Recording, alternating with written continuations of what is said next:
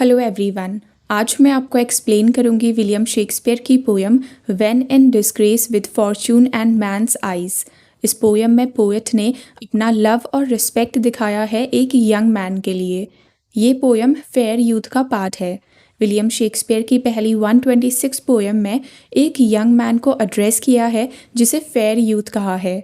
Fair youth के लिए Shakespeare की लव और फ्रेंडशिप की फीलिंग के बारे में उनकी पोयम से पता चलता है, पर अभी भी ये क्लियर नहीं है कि फेयर यूथ सच में कोई इंसान है या फिर पोएट की imagination. When in disgrace with fortune and men's eyes. Disgrace मतलब अपमानित या शेम।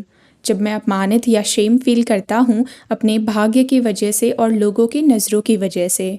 मैन्स आइज का यहाँ मतलब है कि लोगों की नज़रें पोएट पर हैं और वो नज़रें पोएट को जज करती हैं। आई ऑल अलोन बिवीप माई आउटकास्ट स्टेट। बिवीप मतलब रोना, आउटकास्ट मतलब समाज या जाति से अलग होना। पोएट खुद को इस समाज से अलग महसूस करते हैं, इसीलिए वो कह रहे हैं कि समाज से अलग होने की अवस्था के लिए मैं अकेला रोता हूँ।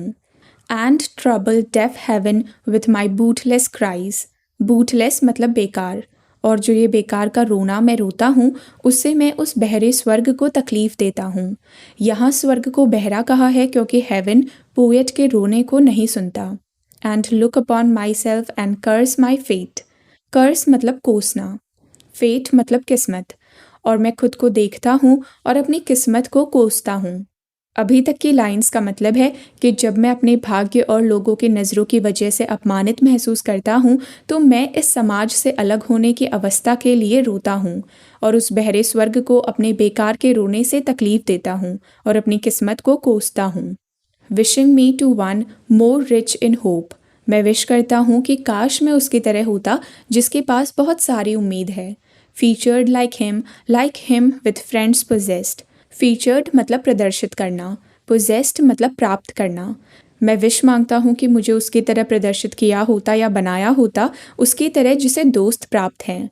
Desiring this man's art and that man's scope. Desiring मतलब इच्छा रखना, स्कोप मतलब क्षेत्र या दायरा।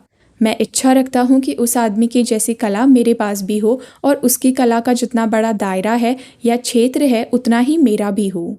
इन लाइंस में पोएट बता रहे हैं कि वो एक स्किलफुल इंसान की तरह बनना चाहते हैं जिसके पास पोएट से ज़्यादा होप हो और दोस्त हों। With what I most enjoy contented least. Contented मतलब संतुष्ट करना। जिस चीज़ को मैं बहुत इन्जॉय करता हूँ अब वो भी मुझे बहुत कम संतुष्ट कर पाती है। Yet in these thoughts myself almost despising, happily I think of thee. Thee मतलब you. Despising मतलब तुच्छ समझना या बेकार समझना। Happily मतलब बाई चांस यानी संयोगवश।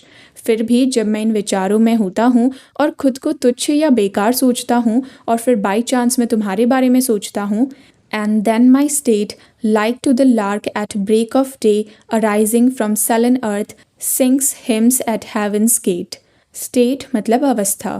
लार्क एक पक्षी है। ब्रेक ऑफ डे मतलब वो समय जब सूरज निकला नहीं होता पर हल्की सी रोशनी आने लगती है यानी भोर। सलन मतलब उदास, और हिम मतलब भजन। फिर मेरी अवस्था उस लार्क पक्षी की तरह होती है जो भोर के समय इस उदास अर्थ से ऊपर को जाती है। पहले पोएट ने अपने स्टेट को आउटकास्ट कहा था, यानी उनको समाज से अलग महसूस होता था, पर उस दुख में जैसे ही पोएट उस इंसान के बारे में सोचते हैं, यानी जब वो फेयर यूथ के बारे में सोचते हैं तो उन्हें लगता है कि वो एक लार्क पक्षी की तरह इस धरती से ऊपर को उड़ रहे हैं और स्वर्ग के गेट में खड़े होकर भजन गा रहे हैं। For thy sweet love remembered, such wealth brings that then I scorn to change my state with kings. दाई मतलब तुम्हारा, स्कॉर्न मतलब अपमानजनक।